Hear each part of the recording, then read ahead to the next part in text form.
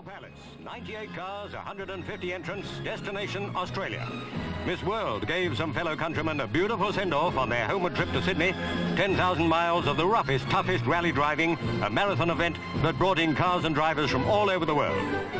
Every car had been fitted out to cope with the worst possible weather and road conditions on the long, long route across Europe, into Asia, and then from Western Australia right the way across that continent.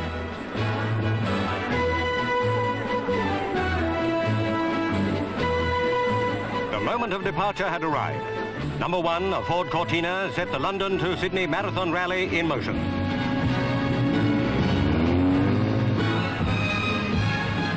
Second away was an Australian-entered Ford Falcon, and speeding contestants along Graham Hill and Miss World. Though the prize money is worth around £20,000, reckon any of the drivers would have settled for the pleasure of the company of the lass from down under, Penny Plummer. With the mileage and conditions ahead of contestants, nobody could be sure of their fate. There were bound to be casualties.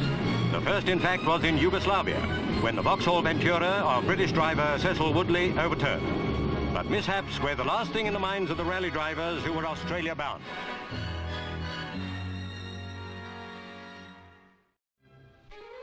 Australia, foot hard down, with only about 100 miles to go to what surely would have been victory in the London to Sydney Marathon Rally, and the luck ran out for Lucien Bianchi and his Citroën. After clearing his checkpoint, the Belgian driver in his British-entered car had a head-on collision. What a calamity. But the race was still on. Other entrants were determined to get to the final goal. Aaltonen, in a BMC 1800, was up with the leaders. Hodgson, in an Australian-entered Ford Falcon, headed for 6th place. Polish driver Jasada in a Porsche, he came 4th. And so the excitement mounted as the end of a long haul came in sight. And what better reason to fly the flag? First home was the Hillman Hunter of Andrew Cowan and his crew Colin Malkin and Brian Coyle. Victory for Britain and £10,000. In 3rd place for Ford of Australia came the Falcon, captained by Ian Vaughan. Prize money, £2,000.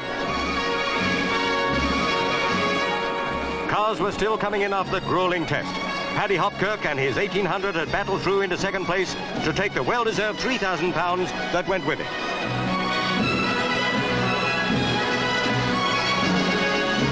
Arriving, the Porsche of Jasada. 4th home had won him £1,000.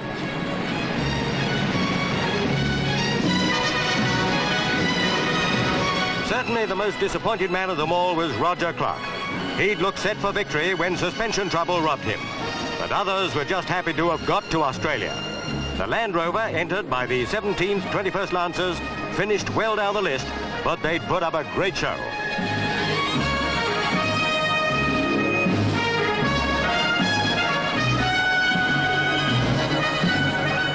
But this was a day for winners, a day for celebration.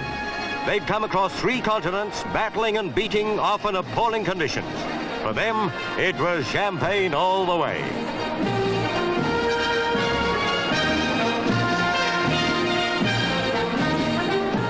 After 10,000 punishing miles, these were the moments of exhilaration that made all the sweat and heartache so worthwhile.